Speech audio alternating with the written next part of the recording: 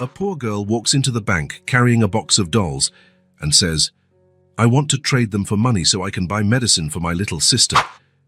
The young billionaire hears her, and what he does next leaves everyone in shock. The bank was crowded that Tuesday. People in suits talked on their cell phones, others checked papers or looked impatiently at their watches. The sound of fingers tapping on keyboards and the low murmur of conversations filled the air-conditioned environment. That was when the glass door opened. A small girl entered, bringing with her the warmth from the street. Her feet were bare and dirty, a stark contrast to the shiny floor. She carried a colorful cardboard box, holding it carefully as if transporting a treasure. Some curious glances turned in her direction, but they quickly went back to their business. The girl took a deep breath, adjusted the box in her arms, and walked determinedly to the service counter. "Hi, sir," she said, her clear voice trying to stand on tiptoe to be seen by the teller. "Can I talk to you?" The man in the blue tie looked up from his monitor, frowning when he saw the child. "Where's your mother?" "She's at work," the girl replied without hesitation. "I came by myself." The teller sighed, clearly annoyed. "What do you want?" The girl placed the box on the counter and opened it carefully. Inside, 5 dolls of different sizes and styles were neatly arranged, some with handmade outfits. "I want to trade them for money," she explained, pointing at the dolls. "My sister is sick and needs medicine. Mom doesn't have any money because she's out of work, but my sister can't wait." Her voice did not tremble. There was no drama in her words, just the simple, direct logic of a child solving a problem. The teller's face hardened. He looked around, as if searching for someone who should be supervising the girl. "We don't do charity here, kid," he said in a cutting tone. "This is a bank, not a donation center. We don't buy used toys." The little girl did not step back. "But they're good dolls. This one," she picked up a brown-haired doll, "is Liza. She sings when you press her tummy. And this one—" "I already said no," the teller interrupted, raising his voice. "Please take your things and leave. There are people waiting to be served." The girl's cheeks turned slightly red, but she did not cry. She began to put the dolls back with the same care she had shown them. A few customers in line watched the scene, uncomfortable, but none said a word. A security guard approached, drawn by the small commotion. "Is there a problem here?" he asked, looking sternly at the child. "This girl is disrupting service," the employee explained. "She came in trying to sell toys." The security guard grabbed the girl's arm firmly. "All right, time to leave. This is no place for children on their own." It was at that moment that a firm voice cut through the air. "Let go of the girl." All eyes turned to a man in a grey suit who had stood up from one of the waiting chairs. Ethan Carter, at 38, was well known in that bank. A director of a tech company, he always kept a low profile and rarely spoke beyond what was necessary to complete his transactions. "Mr. Carter," the security guard began, visibly uncomfortable. "I said, let her go," Ethan repeated, approaching. "Now."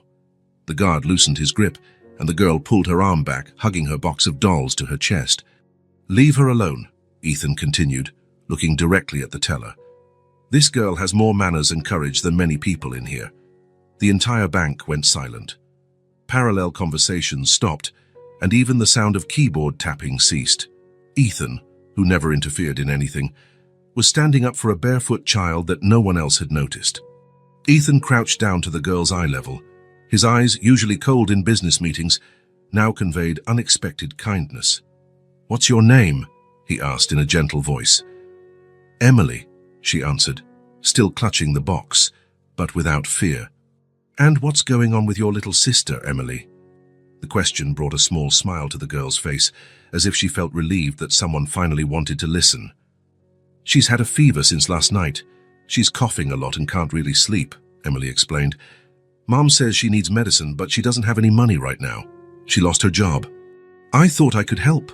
Ethan looked at the box. "And you were going to give up your dolls for that?"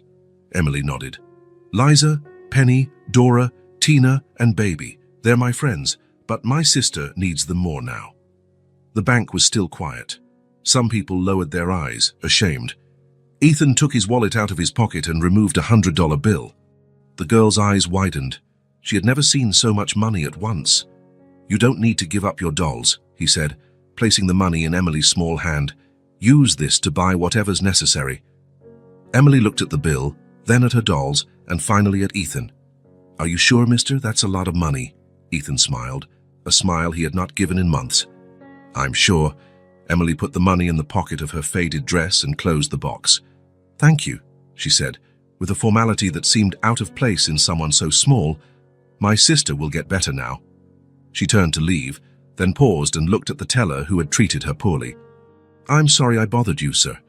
And she left, the box of dolls held tightly in her arms, passing through the glass doors back into the world outside. Ethan remained standing, watching her go. Something inside him stirred, a sensation he had forgotten.